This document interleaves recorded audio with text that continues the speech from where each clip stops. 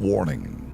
Our YouTube channel and its videos may contain scenes, language, and content that may not be appropriate for all audiences. These videos include surveillance footage, undercover pursuit of suspects, actual police and rescue operations, and fearless confrontations. If you do not approve of the content, please do not watch our videos. If you wish to continue, we strongly advise that you proceed with caution. Viewers' discretion is advised. Okay, Ben, dito naman tayo sa problema po ng mga ka-KP natin dyan po sa lalawigan po ng Masbate. Ano kayang meron? Naku po, Ano to? picture pa lang eh. Kayo na ho maghusga kung ano meron ho dyan. Ang naglalaki ang tipak na mga putik na ito, hindi lupang sakahan po yan ha, o palayan. Ito po'y daanan. Naku. Kahabaan po yan ng Maristela Provincial Road sa bayan po ng Milagros, Masbate.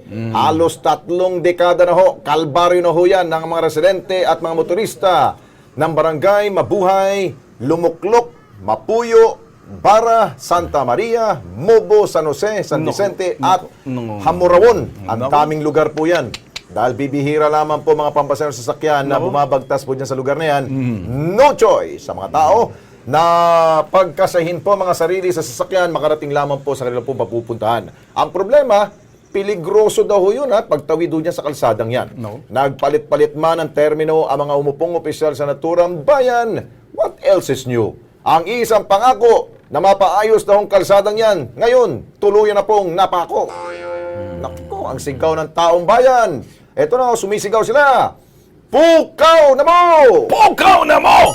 Talagang pukaw na mo! Oo, Hindi sobra pa kayo, na kayo. pumukaw na kayo! Nakakaya Ito. Ito, siguro may action time makukuha dito. Pukawin yan! Kung wala, sisigawan ko to ng pukaw. Pukaw na mo! Wag muna. Baka may gagawin naman siguro to. Sige. Si Nonilon Balagihog, ang Provincial Information Officer po na Masbate. Sir Noni, magandang gabi ho. Si Alex Santos po to at si Ben Tulfo sa Kilos Pronto. Live po tayo sa PTV4. Opo, magandang gabi po sa inyo, sa Sir Tulfo at saka Mr. Alex. Opo. Magandang gabi po, pati po sa Sir. mga nakikinig ngayong gabi. Sir Noni, alam nyo naman siguro yung problema ho ng mga kababayan nyo dyan. Opo. At saka natuwa rin kami na it was brought up to the media para naman we could answer our side in the provincial government.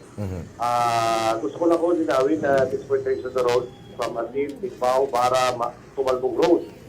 At we recognize the fact na napakasama po talaga ng lagay ng kalsada. In fact, hindi lang po yan. Yes, so, Pero for that matter po, ang puting kongresista natin, si Congresswoman Eliza Olga po, has already took her steps at may na-approve na po na budget. To the tune of 100 million for the 3.21 kilometer. And that will be implemented June or July this year. Okay. Magkakaroon po ng survey ngayong Hunyo ang regional office ng DPWH, and thereafter mai-start na po ang implementation. Ayun. So that project will not only be beneficial to the second district of Masbate, but that would even extend to the third district of Masbate, that is Malbuk, Kawayan. Ayun. Opo. so Ano by na po yan? June or July po, ang timeline po natin po niyan, sir, ha? Opo. June ang survey ng DPWH, and then thereafter mag-start na po ang implementation after the survey. Sir, baka pwede dito sa programa na ho ng Kilos Pronto, no? Baka kayo na ho mismo magsabi sa inyong kababayan kasi manggagaling ho mismo straight from the horse's mouth na hindi ho galing sa amin. Kung nanonood ho kasi ang buong itong Milagros Masbate ho, ano? So assure them, total galing ho sa inyo, hindi ho namin parang kayo na ho magbigay ho sa kanilang assurance. Apo.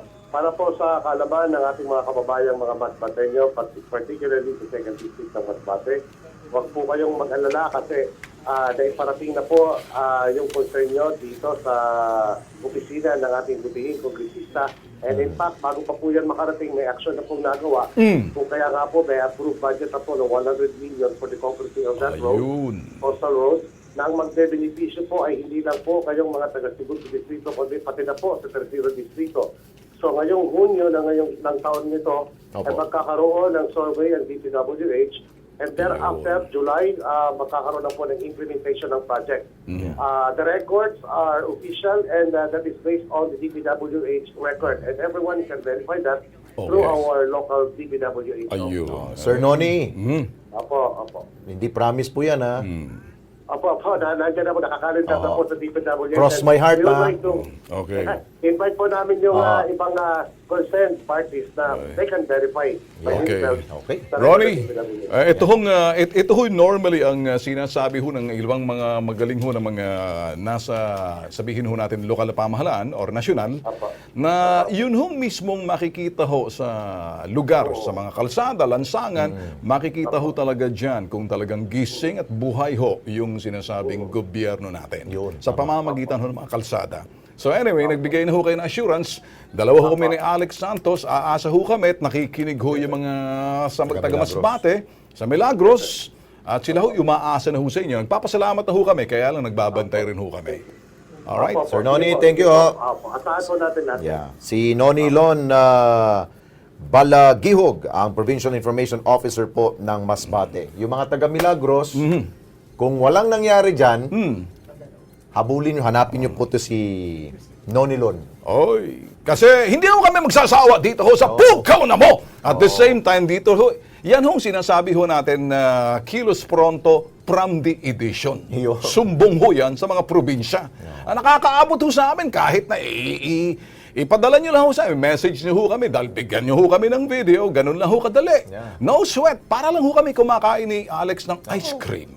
Sitting Sa pretty pa kami ilalim ng dito. araw. Sitting pretty pa ho kami.